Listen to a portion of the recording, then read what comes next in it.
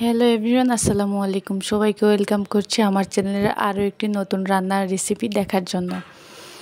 তো আজকে আমি আপনাদের করে দেখাবো ইলিশ মাছের লেজের ভর্তা, ঠিক যেভাবে মাওয়া ঘাটে করে থাকে। আর এই মাওয়া ঘাটে ইলিশের স্বাদ নিতে যারা গেছেন তারা নিশ্চয়ই এই ইলিশের লেজের ভর্তাটা মিস করেননি। আর যারা যাননি তারাও নিশ্চয়ই শুনেছেন এই ইলিশ মাছের লেজের ভর্তার কথা। আজকে আমি বাসায় তৈরি করে দেখাবো ঠিক সেই স্বাদের ইলিশ মাছের লেজ ভর্তা।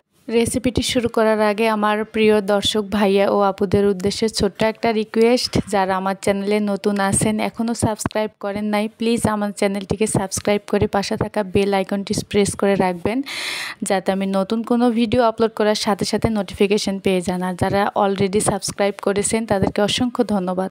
তো এইবার চলে আসি মূল রান্নায়। তো আমি এই ভর্তাটি করার জন্য ইলিশ মাছের লেজা, যেটা আমরা বলি লেজ, অনেকেও বলে লেজ, তো আমি 4 পিস লেজ নিয়েছি। তো এগুলো আমি ভালোভাবে ধুয়ে নিয়েছি। এখন আমি এগুলোকে সামান্য একটু লবণ, হলুদের গুঁড়া আর একটু মরিচের গুঁড়া, হাফ টিস্পুনের মতন হবে নিয়েছি। নিয়ে আমি একটু মাখিয়ে নিব ভালোভাবে, ঠিক যেভাবে আমরা মাছ ভেজে খাই, ভাজা মাছটা খাই, ওইভাবেই আমি ভেজে নিব আর ওইভাবেই ম্যারিনেট করে রেখে দিব। তো মাখিয়ে আমি 10 মিনিটের মতন রেখে দেব। আপনারা যার যার টেস্ট অনুযায়ী লবণ, হলুদের গুঁড়া, মরিচের গুঁড়া দিবেন। তা আমি অল্প করেই দিয়েছি, দিয়ে এখন আমি কিছুক্ষণ রেস্টে রেখে দিব।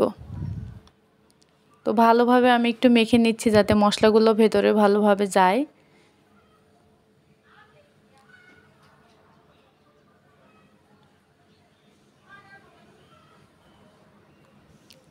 তো কিছুক্ষণ রেস্টে রাখার পরে এখন আমি প্যানে সাদা সয়াবিন তেল যেটা আছে সেটা দিয়ে দিচ্ছি।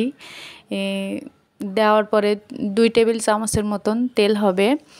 তো দেওয়ার পরে আমি এখন একটু হালকা গরম করে নিচ্ছি। গরম করে নেওয়ার পরে আমি মাছগুলো আস্তে আস্তে দিয়ে দিব এখন।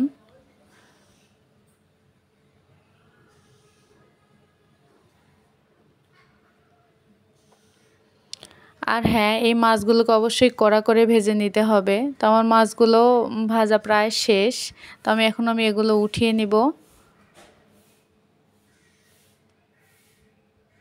আর এই ভর্তার জন্য মাছগুলো অবশ্যই কিন্তু কড়া করে ভেজে নিতে হবে, কারণ কড়া ভাজি না হলে এগুলো খেতে একদমই ভালো হবে না। আর মাওয়া ঘাটে ঠিক এইভাবেই ভর্তা করে, আপনারা খেয়াল করলে দেখবেন যারা ওখানে গেছেন। তো আমি এখন মাছগুলোকে আমি একটু রেস্টে রেখে দিব ঠান্ডা হওয়ার জন্য।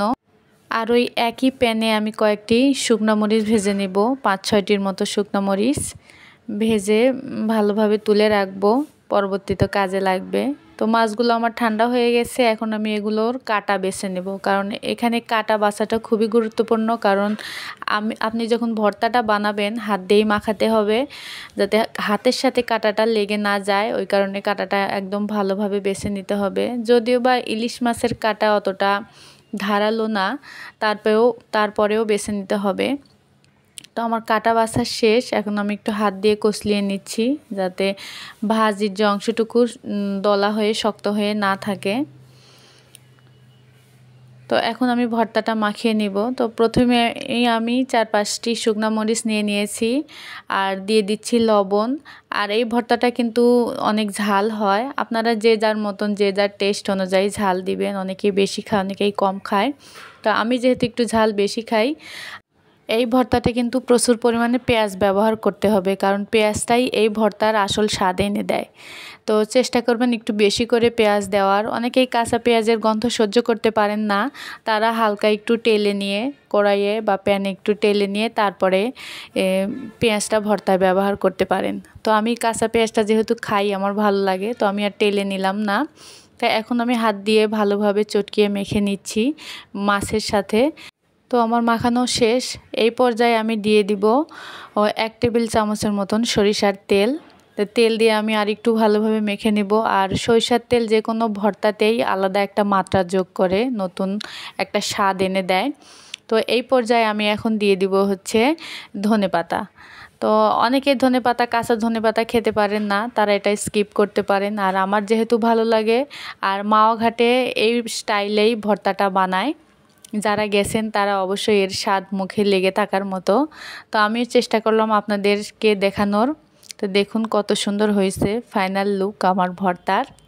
আর এটা গরম ভাতের সাথে জাস্ট ওয়াও, খুবই ভালো লাগবে খেতে। তো আপনারা অবশ্যই একবার হলেও বাসায় ট্রাই করে দেখবেন। আর আমার চ্যানেলে যারা নতুন আছেন প্লিজ আমার চ্যানেলটিকে সাবস্ক্রাইব করবেন আর আমার ভিডিওটিতে লাইক দিবেন। আর অবশ্যই আমার ভিডিওটি কেমন লাগলো আপনাদের কাছে, কোনো কোশ্চেন থাকলে অবশ্যই নিচে কমেন্ট বক্সে জানাবেন। তো আজকের মতো আমি এখানেই বিদায় নিচ্ছি। আল্লাহ হাফেজ।